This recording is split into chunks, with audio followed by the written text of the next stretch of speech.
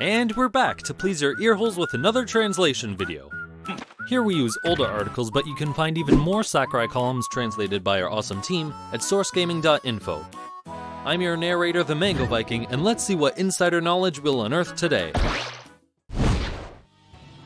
In this Famitsu article, titled "The Creator's Hands Are Alive and Well," Sakurai discusses DLC, from creating it to the ideal time to launch it so that the studio benefits and the player doesn't feel cheated out of content. Now, onto the article. In the User's Eye section of this magazine, Smash for 3DS was the top scoring game of 2014 with an average of 9.58. Personally, I've never seen such high marks before, and I would like to thank you for your incredible support. As I've mentioned in this column, Smash is made up of the incredible hard work and sacrifice of myself and others.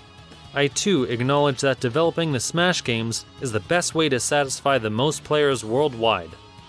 And that is precisely why we decided not only to distribute Mewtwo, but to also reintroduce Lucas, the protagonist of Mother 3, as a playable character. In other words, we plan to release premium DLC, downloadable content, for Smash 4.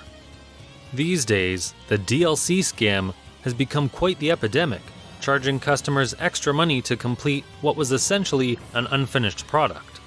I completely understand how aggravated players must feel.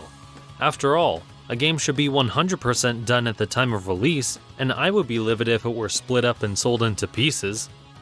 Why then do you think so many titles provide premium DLC on or shortly following a game's release? It's because that's the easiest way to make money. After all, if you wait too long after a game's release to distribute additional content, players will have already moved on to the next title. Even long-tail titles, that is ones that perform consistently well over an extended period of time, make more money the earlier they come out. The same goes for Smash 4. We could have easily reserved a few characters on the current roster and later sold them as premium DLC. A considerable amount of work went into development, and the game would have already featured a ton of content. Plus, if you were looking to make a profit, DLC would be the way to go. Development is more costly than ever, yet the price of games has remained the same, so more income would help offset that imbalance. However, the DLC we are releasing for Smash 4 is authentic, developed only after we finished working on the main game. Of course, said content will come to you at a premium as compensation for the work put into developing additional content post-production. Nintendo has the final say on the price, but given the number of man-hours spent on the creation of this DLC, I'd say it's a great deal.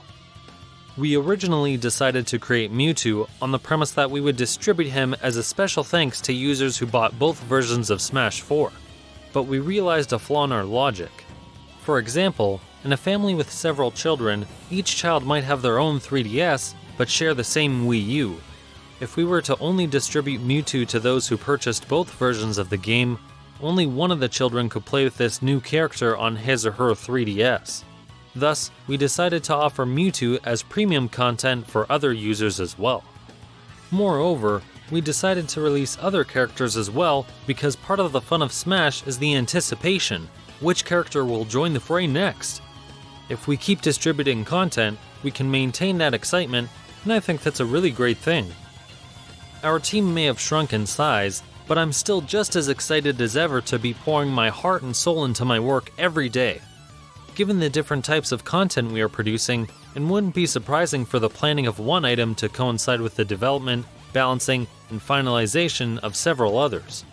We also have version updates, online features, and additional modes to worry about.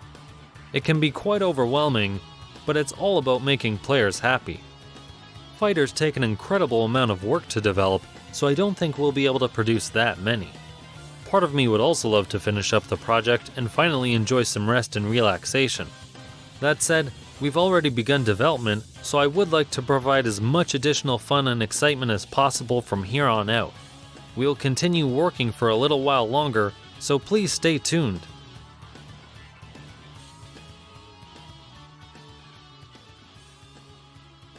Thanks for watching, or listening. If you want more translations, reviews, and other content, subscribe or consider donating to get exclusive perks. To hear more of Sakurai's opinions and other things, remember to return to the source.